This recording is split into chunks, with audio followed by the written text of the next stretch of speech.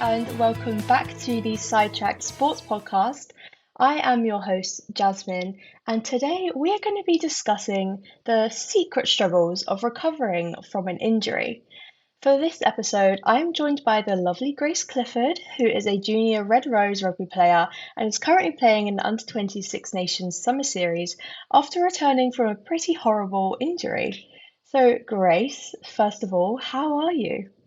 I'm good, thank you. I'm honestly ecstatic to be back, obviously, with the girls. It was a really long recovery process for me, obviously, as through my social media or through the posting that the Under 26 Nations been doing. I was out for a very long time, just over 500 days, so a year and a half after a pretty serious car crash in January 2024 when we were actually on our way to a under 20s camp, funnily enough. So it's been a real full circle moment, but it has been the best 3 weeks of my life so far. Got to do it with my best friend, actually, Molly Lutai, who was sat next to me in the car crash. She also had her first game for under 20s, got her cap against Scotland, and we both scored. So at the moment, I'm on cloud nine. And although we didn't have the win against France, being able to bring the scoreline a lot closer than we did compared to the last time was really, really important to me. That's great to hear, and so great to hear that you're enjoying being back so much. And it's kind of started in the best way possible, really, for yourself as well. But if we sort of go back to that car accident, obviously it's something that you obviously never expect any injury, but a car accident as well. You think as an athlete, you kind of maybe would expect an injury on the field, and you don't sort of think Mm. about beyond that. So talk us through like what was your injury and how did those sort of 500 days go, really?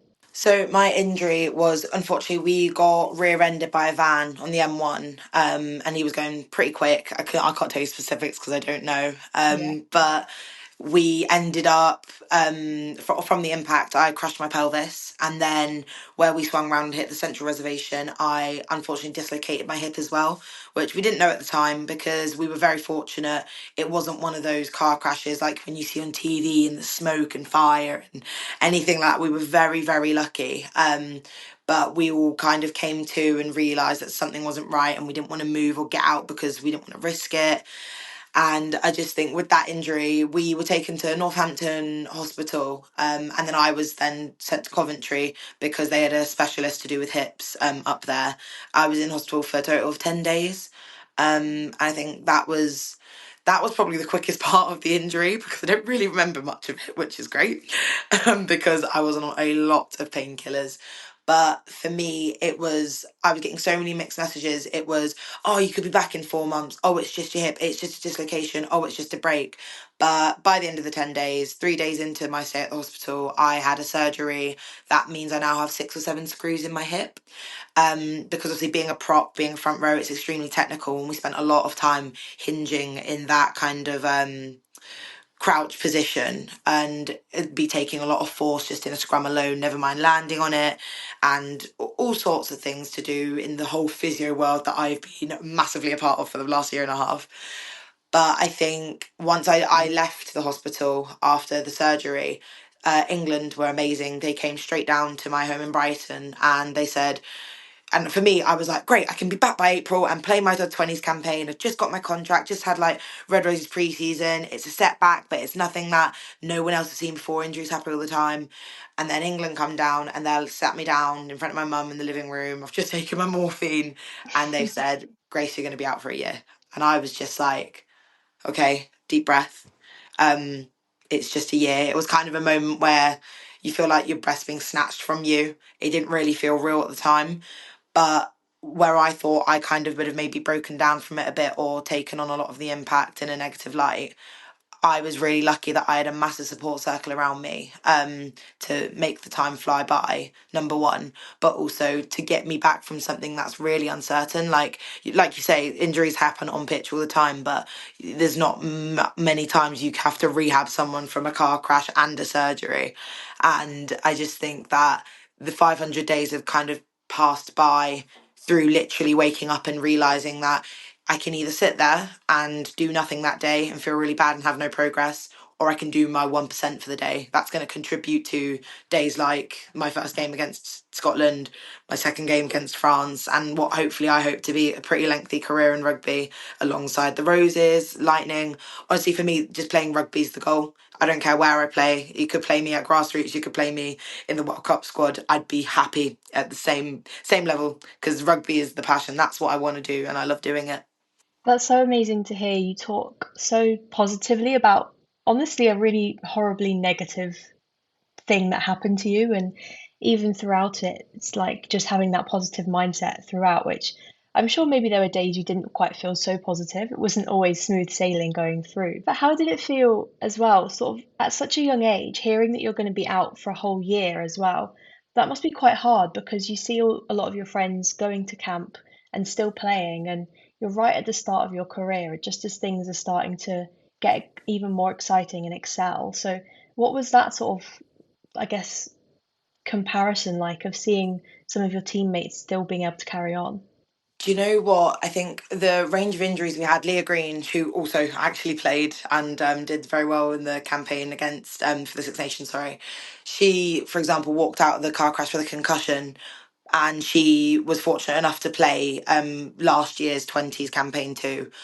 And people always ask me that question of like, kind of how did you do with watching everyone else be able to do what you can't when you were all in the same situation? But I think what everyone needs to remember is seeing Leah on that pitch, and then eventually Molly and Becky as well. Becky was the driver. Molly was Molly Lutai, who was with me at the Six Nations as well. Becky's gone on to play for Scotland seniors, and she's now training with the World Cup squad for them. And I just think people forget that they kind of motivated me. I got to live that rugby career, that side of it through them. It wasn't oh, you guys are so lucky. I wasn't sat there that day, or I wish things were different, and I wish that I was not as bad off as you guys. It was, we all could have been in a lot worse shape, and it was very serious things. Some of us, we could have died essentially, but we didn't. And not only did we not, and are we all thriving now, but when I couldn't, they were. And that's how I'd want it. Like, I would never, especially when I was struggling, when you do have the dark days of, I don't want to get up and do 3 hours of rehab today. I don't want to go in the pool, get out, and then still be really sore, even though I'm meant to be in no pain whatsoever. That seeing them play, seeing them do well was like, I'll be there. I'm going to get there. They've got back. I can do it too. And for how far they've all gone, like Leah Green was in Red Roses camp as well, I think, a few months ago. Like, they don't understand how proud, but also what a massive role them doing well. And even just little things, not just the girls in the crash. I mean, just Lightning in general going on. We said we wanted to finish top four. We didn't quite make that this season, but the girls were brilliant because everyone was around me. I still felt part of that team, whether I was boots on, whether I was on the pitch or not.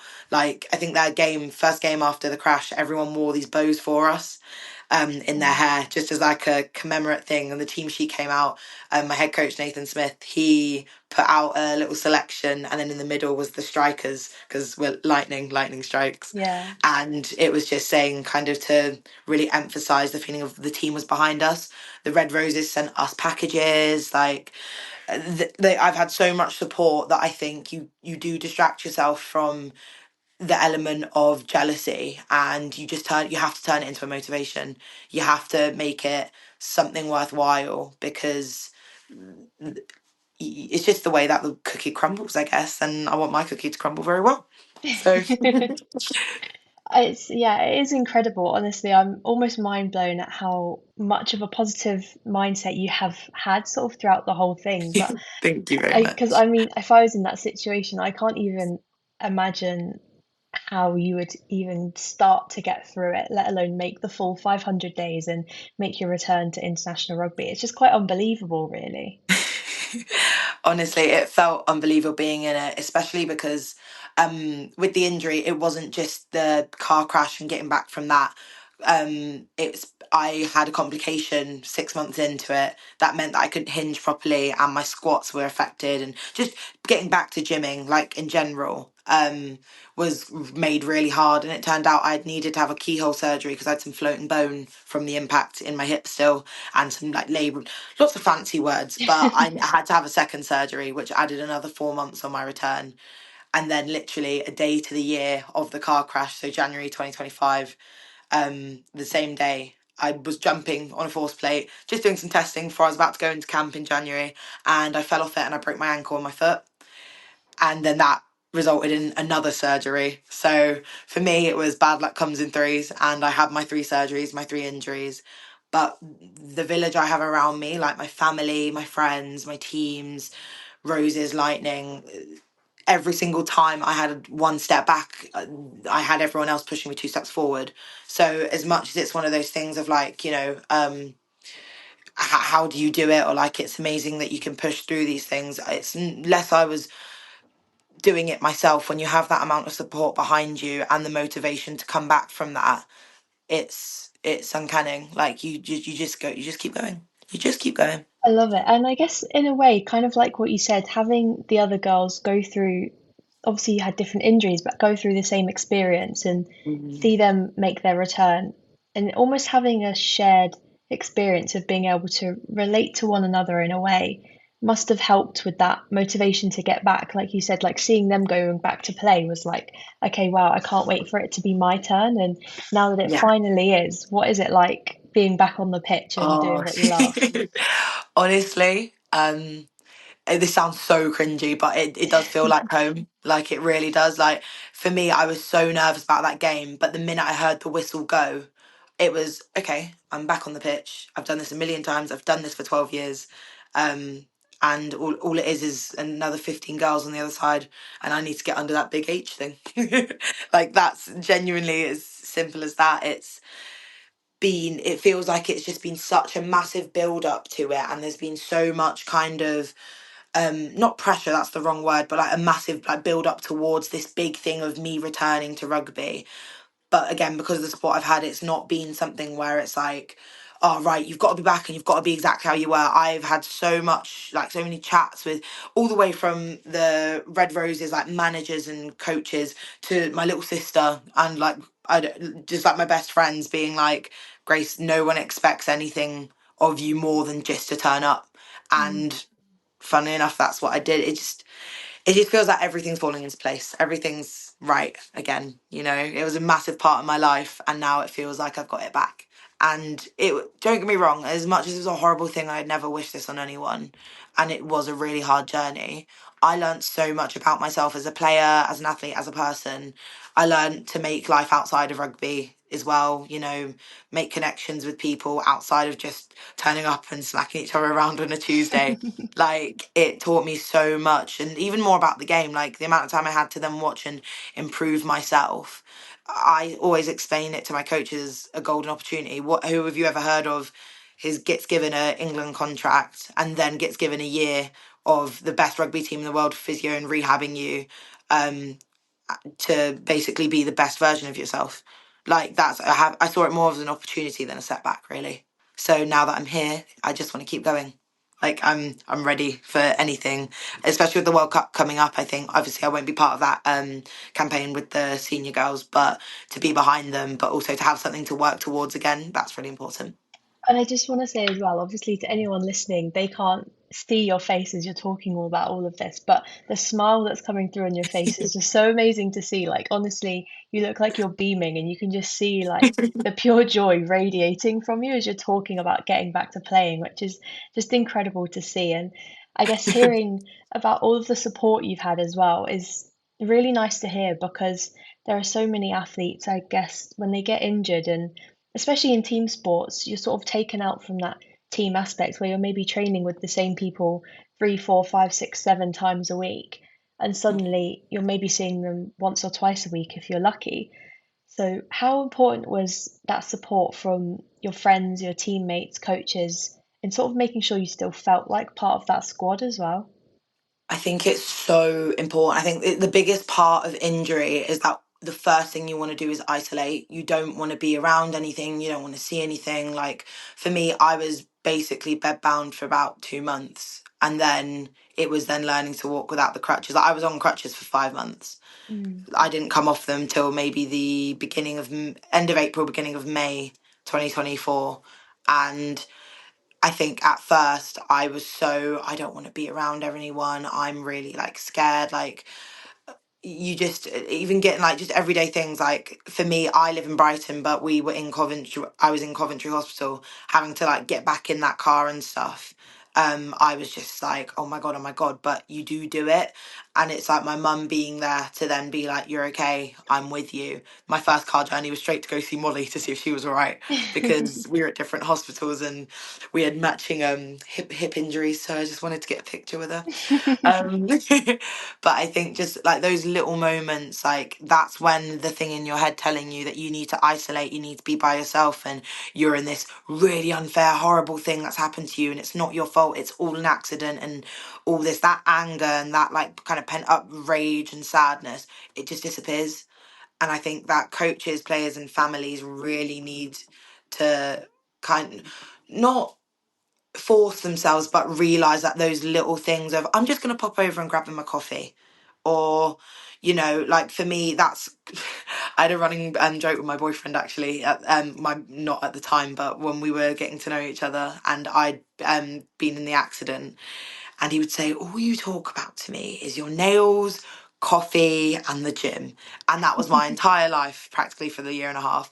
But those little things of getting my nails done, having my lashes done, going out for coffee with the girls, that was all I could do because our lives was rugby. But them involving me in those micro things, or like, oh, there's a team meeting, I know you're not playing, but come to the meeting and just talk about it, be in the environment, is what saves people, I think. And I think that really saved me through my injury. Yeah, because we talk so much about how sport is great for like social reasons and to make friends and get to know other people and to sort of fight mental health. But then I guess in your sort of scenario, when suddenly you're not able to or you're not allowed to play, it can be quite a shock to the system. And like you said, you kind of want to isolate yourself. And I actually found a study from 2020 that found that it's done a study done on 353 male athletes from a mix of different sports, and 51% of them showed symptoms of depression after being injured, and 12% became moderately to severely depressed. And that was quite a shocking statistic to me because that's half of them were showing symptoms of depression, and that's horrible to hear. And because you're Mm. already going through something tough where physically you're having to recover, but to also overcome a mental struggle as well will only amplify, I guess, the time that maybe you're out for and the difficulty to actually make it back onto the pitch or whatever sport you're playing. So I guess for yourself, it seems like you had a sort of quite a positive mindset throughout, but were there Mm. any moments where you maybe questioned whether you would get back to the sport or whether it was the right thing to be doing still? Definitely. I mean, when I was in hospital, the conversation was very much you will have to have an early hip replacement. My friend Molly, who was sat next to me, she in the accident, she's been told that she won't be able to give birth normally, like herself. She's probably going to have to make sure she goes for a C-section. So Mm. for me, when impacts to my life that were outside of sport started getting brought up, it was like, well, do I really want to put rugby, even if it's my love, my passion right now, before my quality of life? But as it went on, all I had again was the reassurance from coaches, staff, physios that they will get me back and it's very possible. It's just taking it and doing it all at the right time and not doing the classic athlete thing of just go, go, go, go, go. I want to go, I want Yeah. to go, I want to go. And I think that's the only time that I ever had anything like that was just every time there was a re-injury, I was just like, because it is with rehab, you get tested every week and you've got to reach these silly margins of like 1 to 2% stronger. And if you're below that, they won't risk it because it's not worth, with how fragile you will be. And like for me, so at the minute, I'm weighing in at a very healthy 110 kilos that I'm very proud of to be in the front row. But Mm. like in the hospital, I got down to like 88 kilos. And it's like stuff like that where you're like, okay, I'm weak. And like even Mm. getting back in the gym, I remember going to the gym for the first time in the April when the crash was in the January. And I was so weak. And I just thought, how? And like all these goals were being set for me, like hitting a certain bench. And I was just like, how am I meant to do this when at the minute I can't go up the stairs without flinching? Mm. Like it was those moments where I was like, is it worth it? I just want to wrap myself in a blanket and I want to wake up and it's all good and I can just be normal and I mean don't remember even the other day, like I still have moments like that when I was warming up with my team.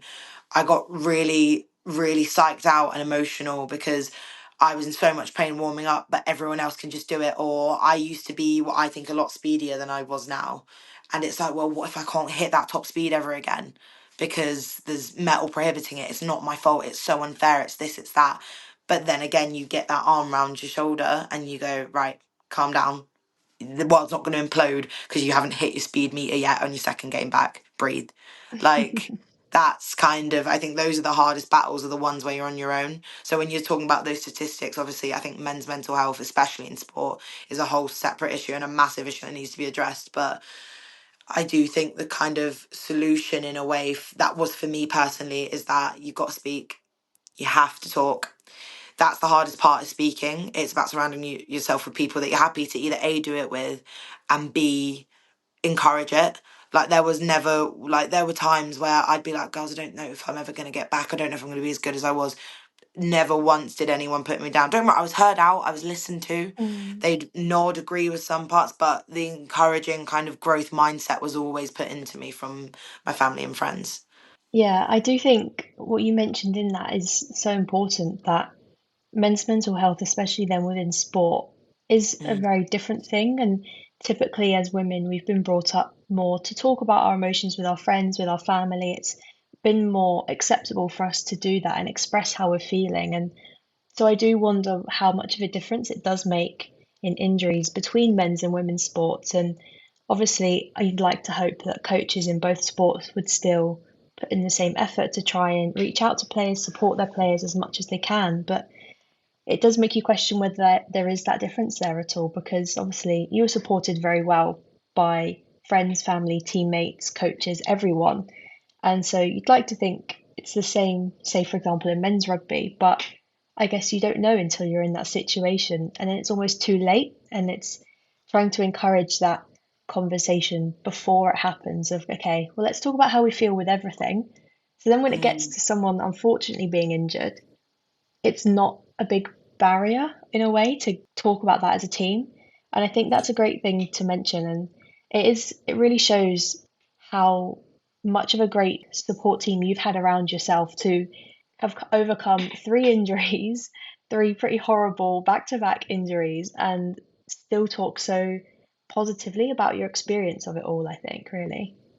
Yeah, I think it's a pivotal moment. It really is, and I do think back on it, and I think, wow, I've been through so much. How did I do it? But like we said, it's just that implement of sport. Like, the spirit of a team exists outside of training, outside of games, outside of the pitch. It goes above and beyond that, and I think the bond that I have with my teammates and my friends and family really emphasizes that. Like, it's, and like you said, like with the mental health stuff. Obviously, it was always the first thing that kind of the RFU, the roses, lightning jumped on with me, being like, make sure you talk.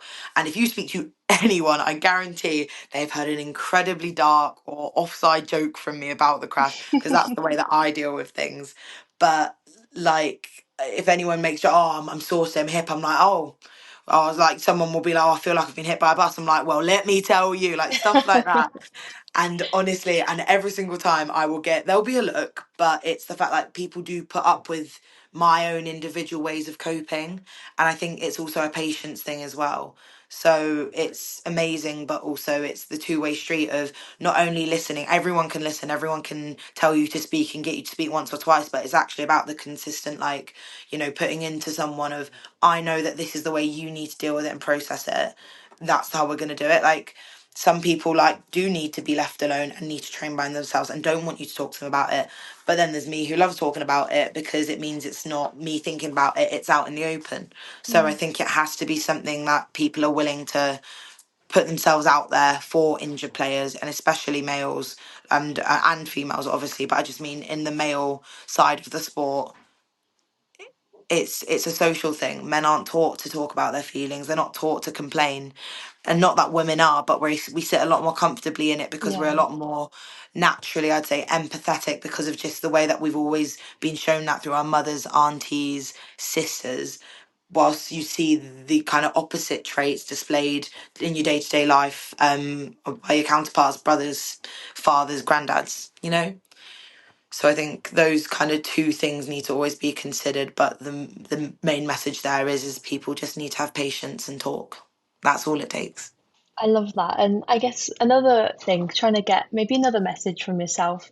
You had a good support system, and like you said, you would go get your nails done with your friends, maybe go for coffee. Like you were always still socializing with your friends and your teammates, and you still had that side of it. What is something that maybe you would want to tell other people, not necessarily your friends, but like friends of someone who is maybe injured at the moment or in future, just people who are friends with athletes? And what would you want them to know about how to support someone going through an injury like yours or an on-pitch injury, whichever it is? I would say the first and biggest thing that people need to remember is that, I guess it's like I said about the patience and talking thing, but I think ultimately, if this happened to my best friend or I knew someone who'd just been through this, obviously I've been here when people have been injured, I would say just kind of realizing that an injury is no bigger than the person. And I think that's a really key message that everyone should, whether you're the athlete or the support system, just keep reminding them that you as a person had an injury. You're not an injured person. Like, it's not going to define you, it's going to heal. You're going to get better. No matter what the long or short term effects are, you're bigger than that. And people, especially athletes, I think, need to know and need it reiterated to them by people that they love that even though it needs to be a concentrate on getting back and stuff like that, or getting back from something looks different for everyone. It's so individual and it's so personalized and specific. But I just think that if people can help injured athletes detach from it a little bit, it will really help them grow more than they know. Like, it really, really will. Like, I didn't really have much. I didn't pick up a hobby. I didn't set up a charity. I didn't do anything amazing in my year and a half off, unfortunately, because I did throw myself into it head first. Because I'd never been injured before. I've never been out for more than 6 weeks. Yeah. So for me, that's what I needed. But also, if I wasn't able to detach myself from the sport and do the girly things and look at getting my hair done all the time and my lashes, and it was focused for me. I got a really good routine of I have my little vitamins that I now organise and my matching bonnets and pajamas. But like, for me, it was for me. I romanticized my entire life around it, so it worked for me. But I just think people need to help athletes by doing that. They need to just help them realize that they are, yes, they're an athlete, but first and foremost, you're you. You make the athlete. The athlete doesn't make you. Yeah, I think that's an amazing message. Like especially the bit you said about you're an athlete that is injured or a person that is injured, not an injured person. And that Yeah. is the most important thing, I think, because when I imagine when you're experiencing it, that does sort of feel like your whole life. And so, yeah, I like that. That's the reminder to sort of remember you are a person first, and for your Yeah. friends to remember that as well, and to sort of do the things you would normally do still. I love that. And I think it's a great way to sort of conclude the podcast. So I want to say a massive, massive thank you because you've spoken Of so course. openly and intricately, and it's been great to hear your story, Grace. No, honestly, thank you so much for having me. It's nice to be able to have a platform like this to send out those sort of messages. So thank you. Oh, thank you so much. And thank you to everyone listening for getting sidetracked with us. And I will see you in the next